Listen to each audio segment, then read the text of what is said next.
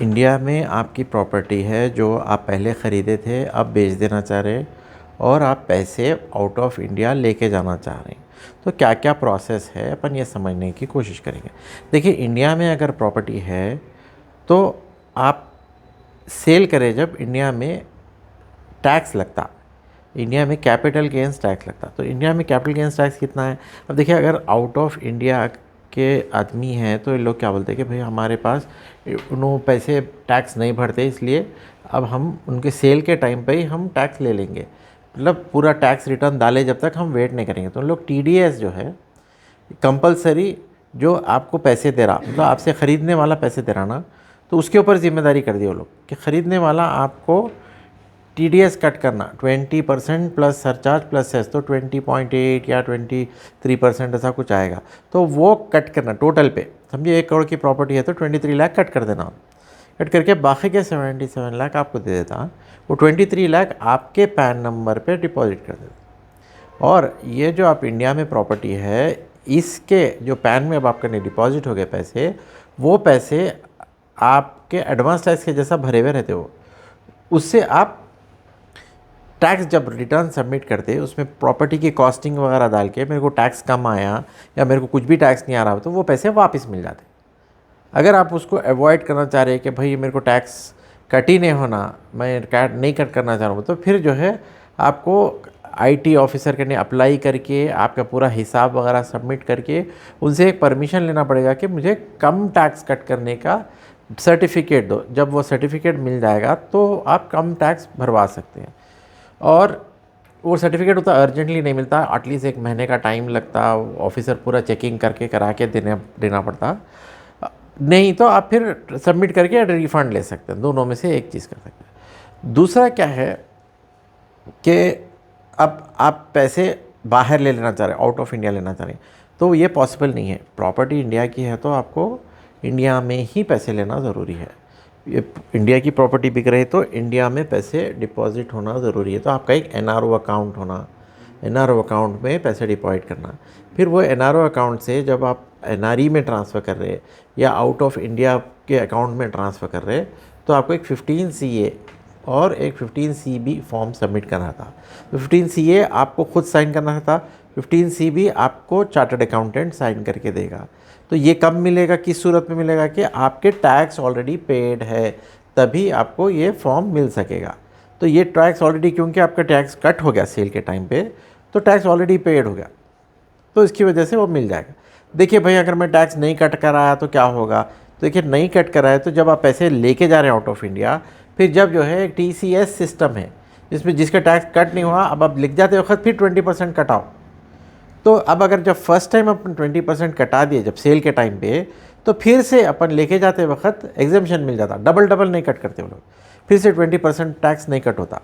तो बैंक वाले डबल नहीं काट सकते। एक बार आपको परचेजर ने काट दिया है टैक्स, तो फिर से बैंक नहीं काट करेगा, एग्जेम्पशन मिल जाएगा। तो वो एक एडवांटेज हो जाता है कि आप ये लिख जाते वक्त ये बेनिफिट हो जाता।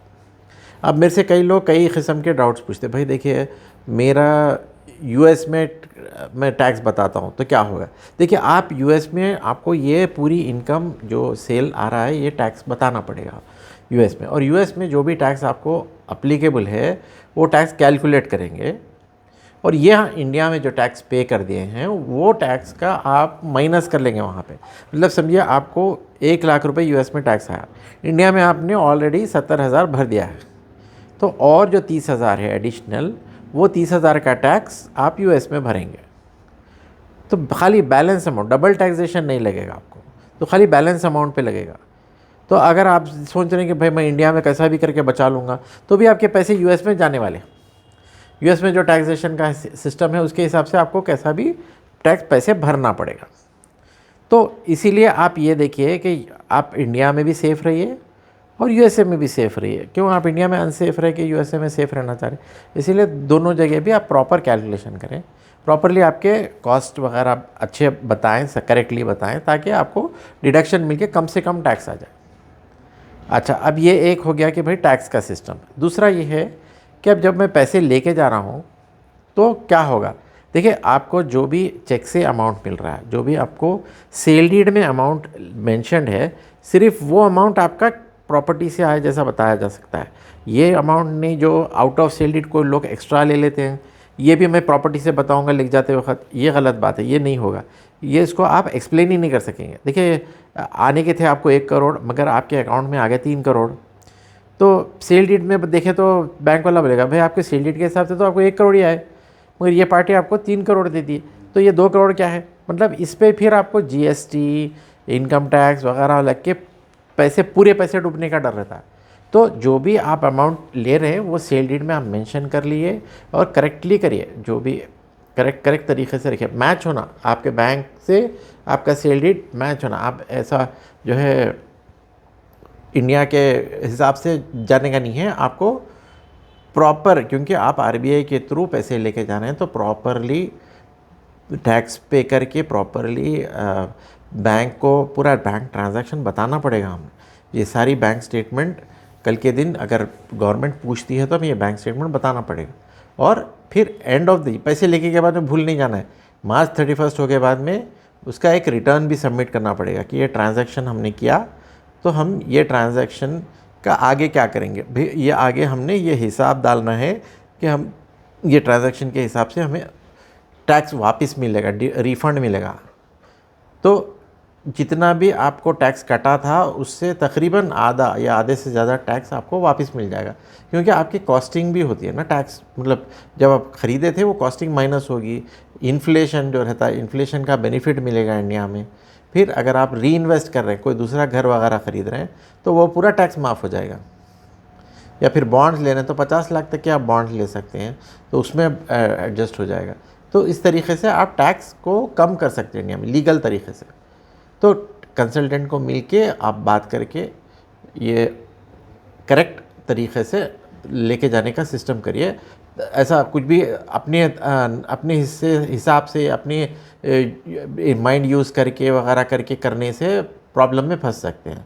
तो एक बार प्रॉपर प्लानिंग के साथ करिए, ज़रूर प्रॉब्लम नहीं है, लेके जा सकते हैं अमाउंट, और पूरा वाइट में लेके जा सकते हैं, कैश लेके जाने की कोई ज़रूरत नहीं है, सब पूरा करेक्ट रख सकते हैं। देखिए आप कैश लेके जाएंगे यूएस में, क्या करेंगे आप कैश, कोई काम का नहीं है आपके कैश।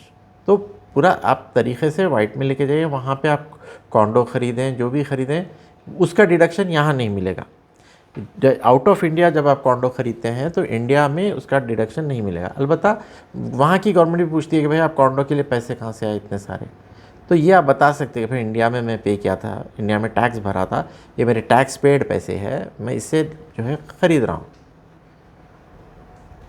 तो डेफिनेटली आप कितना अमाउंट लेके जा सकते हैं। अब ये देखिए, ये भी पूछते हैं कि भाई हम ईच ईयर में कितना लेके जा सकते हैं। तो 31 मार्च से पहले, 31 मार्च 1 अप्रैल से 31 मार्च के बीच में एनआरआई जो है $1 मिलियन तक लेके जा सकता है, करीबन 8 करोड़ 40 लाख तक।